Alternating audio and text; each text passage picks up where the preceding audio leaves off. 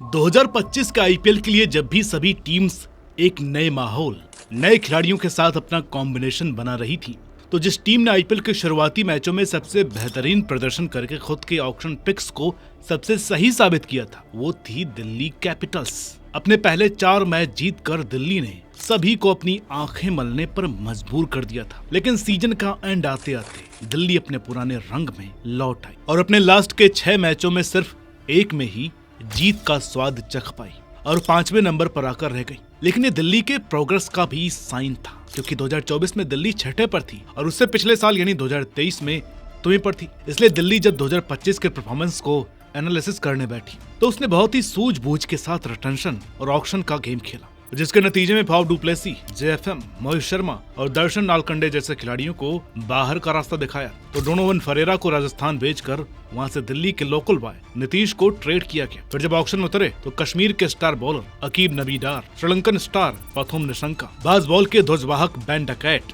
Africa legend David Miller और Lungi Ngidi, New Zealand के Kyle Jameson और आखिर में पृथ्वी शॉ को भी खरीद ही लिया। हाँ, रुकिए, अभी खिलाड़ियों की बात करेंगे, उनके स्टैट्स से लेकर उनकी रिसेंट फॉर्म की। आप सभी को आकिब के बारे में भी जानना है। उससे पहले एक मैसेज ये है कि हम लगभग हर बड़े खिलाड़ी का डेटा, स्टैट्स, रिसेंट फॉर्म सब कुछ आपके सामने रखते हैं, ताकि आपको भी अपने फेवरेट टीम में से बेस्ट प्लेइंग 11 बनाने का मौका मिले। उम्मीद आपसे यही होती है कि आप वीडियो को पूरा देखेंगे और अपना फीडबैक देंगे। हर खिलाड़ी के स्टैट्स आपके स्क्रीन पर होंगे, तो बस पॉज करके नोट कर लीजिए ताकि आपको अपनी टीम बनाने में आसानी हो। तो बिना देरी के लिए खोलते हैं दिल्ली कैपिटल्स के 2026 के लिए चुने गए स्टार की कुंडली और करते हैं भाग्य का फैसला। नमस्कार, मेरा नाम है अनुराग सूर्यवंशी और आप देख रहे हैं क्रिक माइंड।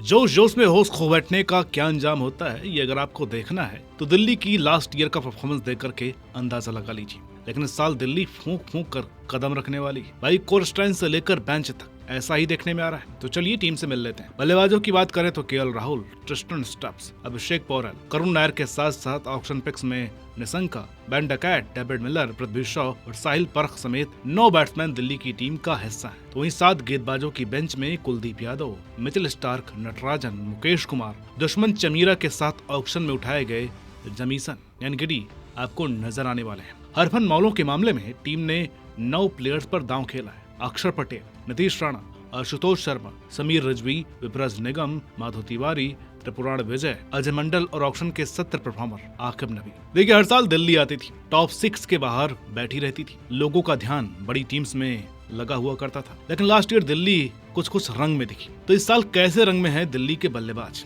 आइए देखते हैं। सबसे बड़ा और ओबियस नाम है केएल राहुल का। इंडियन टीम से तो उनका पत्ता साफ हो चुका है कब का, लेकिन आईपीएल में उनका जलवा बरकरार है। पिछले साल 13 पारियों में उन्होंने 54 की औसत और 50 के स्ट्राइक रेट से शानदार 539 रन बनाए हैं। विकेट के पीछे से राहुल अक्षर के लिए एक गाइड का भी काम करते आ रहे हैं। ऐसे उनकी फॉर्म पूरी टीम के मनोबल का आधार तय करेगी। अगले बैट्समैन है ट्रिस्टन स्टब्स। पिछले आईपीएल को 50 की एवरेज और 150 के स्ट्राइक रेट के साथ खत्म करने वाले इस साउथ अफ्रीकन बैट्समैन का हालिया फॉर्म भी जबरदस्त रहा है। सनराइजर्स ईस्टर्न कैप से खेलते हुए इन्होंने 30 बॉल में 47 ठोके और उनकी टीम हार गई। फिर भी ये मैन ऑफ द मैच बनकर के आ गए। खैर, उनकी 137 पारियों का अनुभव दिल्ली के काम पिछले 2 साल से बहुत आया है। इस साल भी आना तय है। कीपर के तौर पर अभिषेक पौरेल भी टीम में रिटेन किए गए हैं और इस वक्त व्हाइट बॉल में रेड हॉट फॉर्म में चल रहे हैं। विजय हजारे में चंडीगढ़ के खिलाफ शतक बना चुके हैं। इससे पहले सईद मुश्ताक अली ट्रॉफी में 47, 56 और 41 जैसा स्कोर अच्छे स्ट्राइक रेट से कर चुके हैं। खासकर सर्विसेज के खिलाफ इनके 56 रन 193 के स्ट्राइक रेट से आए।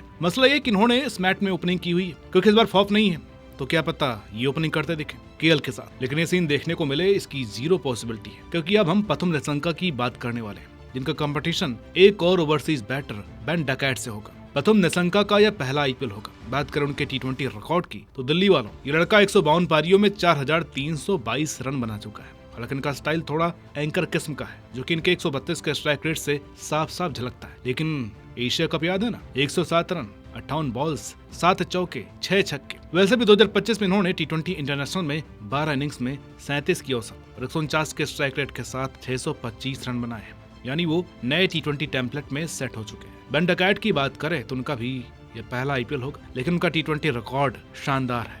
31 की औसत से 5,397 रन उनके खाते में दर्ज है और उनका करियर स्ट्राइक रेट रहा है 140 का। और अगर बात करें उनके हालिया परफॉर्मेंस की, वो तो फिलहाल एशेज खेल कर छुट्टियां मना रहे हैं। जिस अप्रोच के साथ वो बैटिंग करते हैं तो हो सकता है कि केएल के साथ आपको यही ओपन करते हुए दिख जाए, क्योंकि इनके साथ left hand right hand combination भी जुड़ जाता है। अगले बैट्समैन करुण नायर हैं, जिन्होंने पिछले साल आते ही तहलका सा मचा दिया था, लेकिन जैसे जैसे उनका कारवां आगे बढ़ता गया वो आउट ऑफ फॉर्म होते रहे। 8 पारियों में 198 रनों में से 89 तो पहले ही आ गए थे और यही उनकी इकलौती 50 थी। इस साल हुए इस मैच में उनका बल्ला खामोश ही रहा, जहां उन्होंने 6 पारियों में केवल 71 रन बनाए। ऐसे में उनको प्लेइंग 11 में जगह मिलना थोड़ा मुश्किल लग रहा है। फिनिशर रोल के लिए साउथ अफ्रीका के डेविड मिलर दिल्ली की टीम में आए हैं। लगभग 550 टी20 मैचों का अनुभव रखने वाले डेविड मिलर के नाम 11,711 रन है। उनका स्ट्राइक रेट लगभग 140 का रहा है, लेकिन उनका पिछला आईपीएल कुछ खास नहीं गया, जहां लखनऊ के लिए खेलते हुए उन्होंने 11 पारियों में केवल 153 रन बनाए। उनका स्ट्राइक रेट भी गिरकर 127.5 हो गया था। लेकिन साउथ अफ्रीका टी20 लीग में वह टुकड़ों में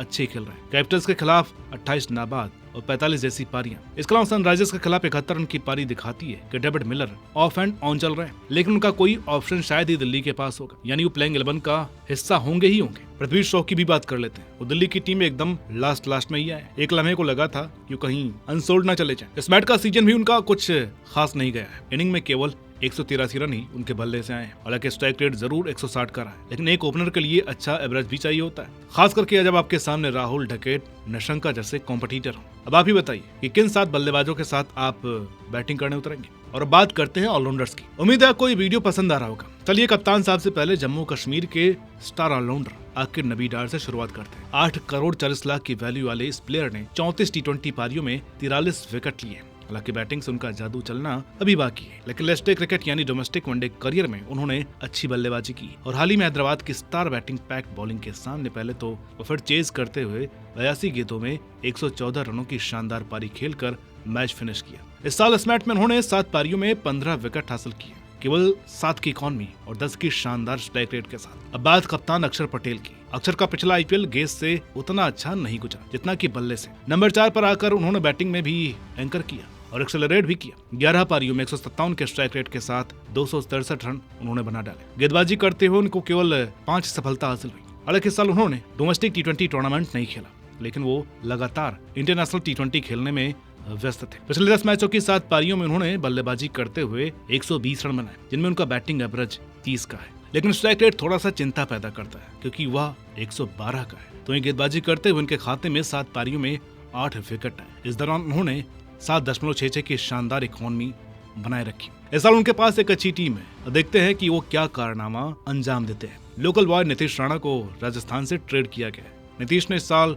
डीपीएल में 3 प्लेऑफ मैचों में 134 नाबाद, 45 नाबाद और 79 नाबाद रनों की पारियां खेली। 55 गेंदों में 134 रनों वाली पारी उन्होंने 15 छक्के लगाकर कोहराम मचा दिया था। इसी मोमेंटम को बनाए रखते उन्होंने इस साल इस मैच में 7 पारियों में 46 की बेहतरीन औसत और लगभग 150 के स्ट्राइक रेट के साथ 247 रन बनाए हैं। अब ऐसे में उनका दिल्ली कैपिटल्स में नंबर 3 का स्थान पक्का हो चुका है। पिछले सीजन के हीरो आशुतोष शर्मा को भी टीम में रिटेन किया गया है। टी20 में भारत के लिए सबसे तेज हाफ सेंचुरी रिकॉर्ड रखने वाले आशुतोष ने पिछले सीजन में 160 के स्ट्राइक रेट से 204 रन बनाए थे और उनकी 66 रनों की पारी का तूफान लखनऊ को ले उड़ा था, क्योंकि आखिरी की 11 गेंदों में 46 रन बनाकर आशुतोष ने दिल्ली को 65 पर 5 से ले जाकर 210 रनों का टारगेट चेज करवा दिया था। लेकिन उनका ये जलवा इस मैच में नहीं चल पाया है, जहां उन्होंने केवल 6 पारियों में 117 रन ही बनाए। लेकिन दिल्ली को उनसे उम्मीदें बहुत होंगी, क्योंकि उनका बोझ हल्का करने के लिए टीम में डेविड मिलर ऑलरेडी है। विपराज निगम भी इस टीम में बने हुए हैं, जिन्होंने इस मैच में बैटिंग में कुछ खास नहीं किया,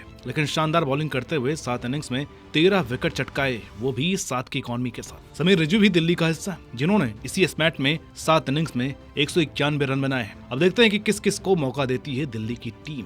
अब बात करते हैं गेंदबाजी की, जिसकी अगुवाई मिचेल स्टार्क करेंगे, जिन्होंने एशेज में जो गेंदबाजी की उसने एक बात तो साफ कर दी है कि स्टार्क नई गेंद से वही जादू बिखेर सकते हैं जो पहले बिखेरा करते थे। और देखिए ना, वो एशेज से गेंदबाजी करके जैसे ही फ्री हुए उन्होंने बिग बैश में एंट्री ले ली, वो भी 11 साल बाद, और 3 इनिंग्स में अभी तक वो 7 विकेट झटक चुके हैं, जिसमें उन्होंने ब्रिस्बेन हीट्स के खिलाफ 35 रन देकर 4 विकेट भी हासिल किए। उनका साथ देने के लिए इंडिया से मुकेश कुमार आपको खेलते हुए दिखाई देंगे। हालांकि उन्होंने इस मैच में ज्यादा गेंदबाजी नहीं की और केवल 3 पारियों में उनको गेंदबाजी करने का मौका मिला, जिसमें उन्होंने केवल 1 विकेट हासिल किया। जबकि अभी चल रही विजय हजारे ट्रॉफी में उन्होंने 6 पारियों में 10 विकेट अपने नाम कर लिया है।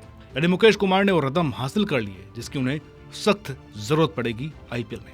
पेसर्स में एक बड़ा नाम काइल जेमिसन का भी है, जिनको ऑक्शन में 2 करोड़ की बेस प्राइस पर उठाया गया है। 95 टी20 पारियों में 108 विकेट ले चुके जेमिसन पिछले आईपीएल में पंजाब किंग्स के लिए खेलते हुए 4 इनिंग्स में केवल 5 विकेट ही हासिल कर पाए थे। अगर दिल्ली मिचेल स्टार्क के साथ उतरती है और ऊपर से निशंका या डकैट बैटिंग करने उतरते हैं तो केवल 2 और स्लॉट बचते हैं ओवरसीज खिलाड़ियों के लिए। और अब आप ही बताइए कि कौन से 2 प्लेयर्स को कहां पर खिलाना चाहेंगे आप। वैसे भी आगे हम अपनी प्लेइंग 11 भी आपको बना करके देंगे। साउथ अफ्रीका के स्टार लुंगी एनगिडी भी ऑक्शन के जरिए इस टीम में शामिल हुए हैं। फिलहाल वो साउथ अफ्रीका टी20 लीग में बिजी हैं, जहां पिछली 9 पारियों में उन्होंने केवल 7 विकेट हासिल किए और इन 9 पारियों में से 3-4 पारियों में वो विकेट लेस रहे। तो ऐसे में एक ओवरसीज ऑप्शन तो यहीं न्यूट्रलाइज हो जाता है। टी नटराजन एक और लेफ्ट आर्म पेसर दिल्ली का हिस्सा है, जिनका पिछला सीजन कुछ खास नहीं गया है और उन्होंने 12 इनिंग्स में केवल 12 ही विकेट लिए हैं। अब बात करें उनके लास्ट 10 टी20 परफॉर्मेंस की तो टीएनपीएल और स्मैट की 10 इनिंग्स में उन्होंने 14 विकेट लिए और वो भी 9 से कम की इकॉनमी के साथ। अब ऐसे में वो खेलते हुए नजर आ सकते हैं पहले मैच में। स्पिनर्स के नाम पर कुलदीप यादव इस टीम का सबसे बड़ा चेहरा है। 185 टी20 मैच में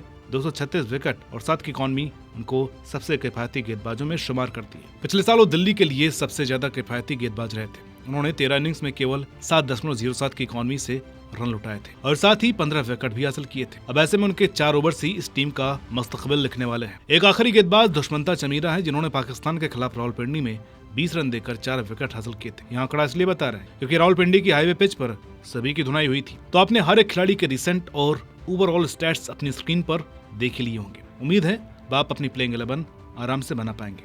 चलिए हम भी बनाते हैं। तो पहला सवाल यही बनता है कि क्या केएल ओपनिंग करेंगे? हम फिलहाल हाँ मान करके चल रहे हैं। तो ओपनिंग करते हुए नजर आएंगे केएल राहुल और बेन डकैट। नंबर 3 पर नीतीश राणा, नंबर 4 पर अक्षर पटेल, इसके बाद नंबर 5 और 6 पर ट्रिस्टन स्टफ्स और डेविड मिलर, फिर आशुतोष शर्मा, आकिब नबीदार, मिचेल स्टार्क, कुलदीप यादव और टी नटराजन। नटराजन की जगह मुकेश कुमार भी खेल सकते हैं और बेन डकैट की जगह निशंका। दिल्ली की सबसे बड़ी स्ट्रेंथ उनके टॉप ऑर्डर का फिक्स होना है, जहां पिछले साल वो एक्सपेरिमेंट करते रह गए थे। मिडल ऑर्डर भी मजबूत नजर आ रहा है। डेविड मिलर के आने से आशुतोष और स्टफ्स का काम आसान होगा। इसके अलावा बैटिंग में गहराई भी बढ़ी है। स्टार के साथ साथ आकिब नबीदार भी बल्ले घुमाते हैं, लेकिन टीम में कुछ कमजोरियां अभी भी नजर आ रही हैं। ओपनिंग में कौन, बेन डकैट या निशंका, ये फिक्स करना ही होगा। और पृथ्वी शॉ और अभिषेक पोरेल भी इसी कश्मकश का हिस्सा है। दूसरी बड़ी कमजोरी पेस का ओवरसीज पर डिपेंड होना है और अगर एनगिडी और स्टार्क बीच टूर्नामेंट ऑफ कलर हो गए तो लेने के देने पड़ जाएंगे डीसी को। तो आप ही बताइए कि अपनी इस फेवरेट टीम की प्लेइंग 11 को 10 में से आप कितने नंबर देंगे और वर्ल्ड कप की किस टीम पर आप ऐसे डिटेल्ड वीडियो चाहते हैं, कमेंट्स करके बताइएगा। तो मिलते हैं आपसे अगली वीडियो में, तब तक के लिए नमस्कार।